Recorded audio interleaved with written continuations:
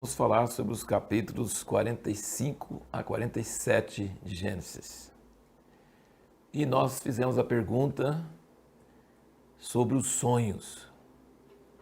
A vida de José está muito ligada a sonhos. Quando ele foi vendido por seus irmãos, queriam matá-lo, falaram: ali vem o sonhador. Ele tinha sonhado 2 sonhos e os irmãos ficaram com muita raiva porque nos sonhos parece que haveria uma profecia de que eles se prostrariam diante dele. E isso era terrível para eles. Veja bem como os sonhos foram importantes para José. Ele, chegando lá na cadeia, os seus companheiros de prisão, o padeiro e o copeiro, sonharam. Ficaram impressionados com o sonho, acordaram incomodados. Ele viu que estavam incomodados. Aí ele perguntou qual era o sonho, contaram o sonho, ele interpretou o sonho e o sonho aconteceu. O copeiro foi restaurado e o padeiro foi morto. Depois de 2 anos, Faraó tem 2 sonhos. Ninguém consegue interpretar. E aí o copeiro lembra de José, fala: tem um cara que interpreta sonhos. E o sonho dele, a maneira que ele interpretou, aconteceu. Chamaram José. Então, por causa do sonho de Faraó e por causa do sonho do copeiro, José saiu da cadeia para governar Egito. E por causa do sonho de Faraó, que também aconteceu, foi cumprido, 7 anos de fome, de plenitude, 7 anos de fome, José conseguiu salvar todo o Egito de morrer de fome e inclusive foi o que trouxe os seus irmãos de volta ao Egito para comprar comida. Veja como os sonhos foram importantes. E depois, nessa narrativa, você vai perceber quantas vezes, acho que 3 ou 4 vezes, fala que os irmãos dele todos se prostraram diante dele. O texto faz questão de falar isso, mostrando que os sonhos de José demoraram a se cumprir, mas se cumpriram, e não só uma vez, várias vezes. Nem todo sonho tem sentido, nem todo sonho se cumpre. O importante dos sonhos é saber se provém de Deus e saber interpretar e saber agir em cima. Foi isso que José tinha capacidade de interpretar e dar a ideia do que fazer, usar os anos de plenitude para saciar a fome nos anos de fome. Muita gente, quando tem bênção, coisa material, esbanjam, não guardam, não economizam, não administram, e aí quando vem o tempo de fome, morrem de fome.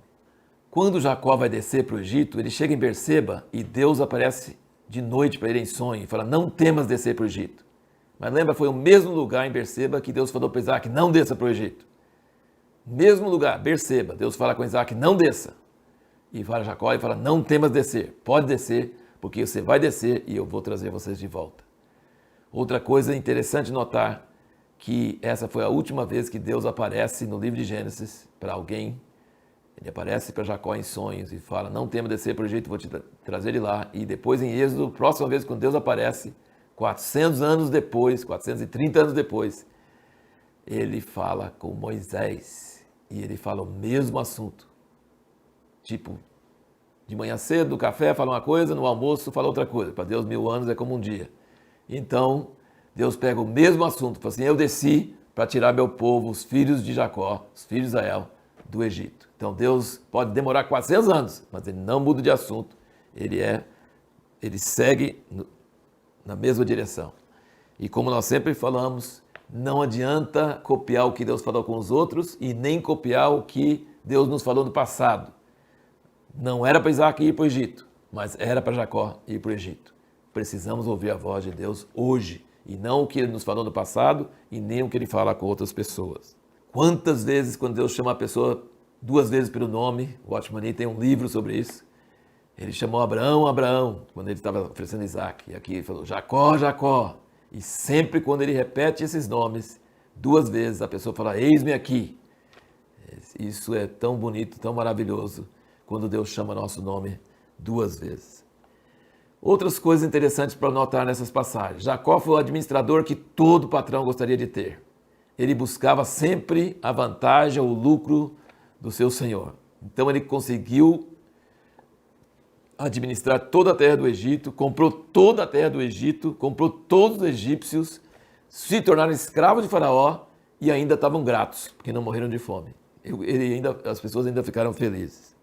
É interessante notar que Deus tinha mudado o nome de Jacó para Israel, mas quando chama ele no sonho, ele chama Jacó, Jacó.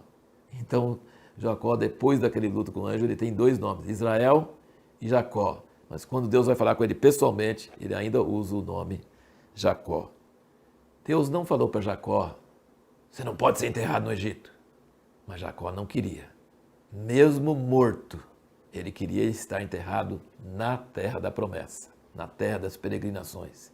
Ele queria dizer, mesmo depois de morto, eu vou herdar essa terra, eu confio na tua promessa, a terra que eu peregrinei e onde eu estou enterrado, é onde eu vou estar e essa terra vai ser da minha descendência. Eu declaro fé até na hora da minha morte.